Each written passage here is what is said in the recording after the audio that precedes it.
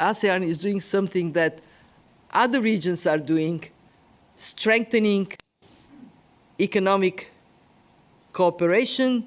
We have significantly downgraded our projections for global growth.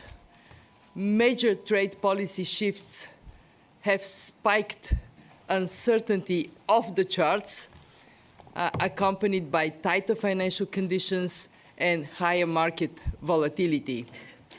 Simply put, the world economy is facing a new and major test, and it faces it with policy buffers depleted by the shocks of recent years. Some may see shocks that warrant temporary and targeted fiscal. Among major economies, some countries like China need to act to boost private consumption and embrace a shift to services. Others, like the United States, need to reduce fiscal deficits. And in Europe, it is time to complete the single market, banking union, capital market union, removing internal barriers to intra-EU trade. Get it done. So, yep. I can attest to that. Let's go here. A gentleman. First and most urgent, for countries to work constructively to resolve trade tensions as swiftly as possible, preserving openness and removing uncertainty. A trade policy settlement among the main players is essential. And we are urging them to do it swiftly because uncertainty is very costly. I cannot stress this strongly enough. Without certainty, businesses do not invest, households prefer to save rather than to spend, and this further weakens prospects for already weakened growth. Thank you, Judy, and a very warm welcome to all. All countries should seize this moment to lower their trade barriers, both tariff and non-tariff.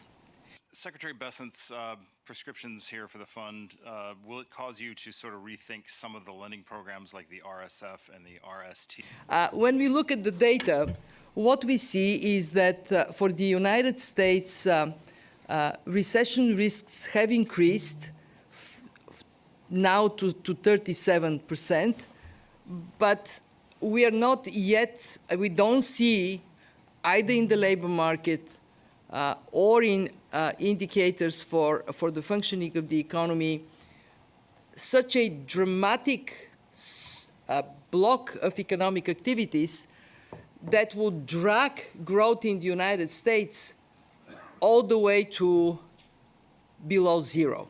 So as you remember, thank you for your question. Indeed, Asia is a continent that is quite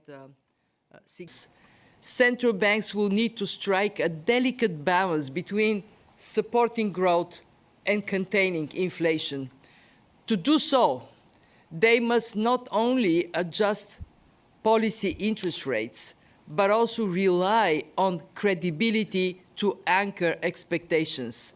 Central bank independence is critical for credibility. Protect it.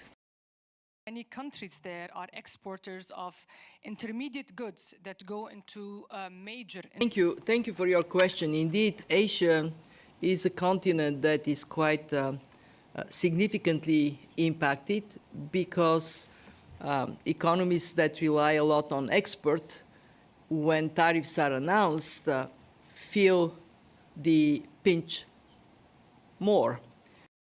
I'm particularly concerned about ASEAN. Why? Because ASEAN, very open economies, they find themselves in a very tough spot with announced tariffs quite significant across the board in ASEAN countries. With regard to China, we are emphasizing 4 points. First, rebalance your economy towards domestic consumption more. Second, to help with this, bring to an end the turmoil in the property sector. And of course, add social protection for people so they don't feel compelled to save rather than spend. Third, lift up services, a warm embrace of, from healthcare to education to basically the service sector, vis-a-vis the goods consumption. And the fourth is very important. Get the government to pull back from too much intervention in the economy. Let the private sector function to its full capacity. Our intention is to first and foremost help them rebuild institutions so they can plug themselves in the world economy. The direct impact of tariffs on most of Africa, not on all of Africa, but on most of Africa, is relatively small. But the indirect impact is quite significant. Slowing global growth means that all other things equal, they would see a downgrade, and actually we have downgraded growth prospects for the continent. Thank you for your question. Indeed, Asia is a continent that is quite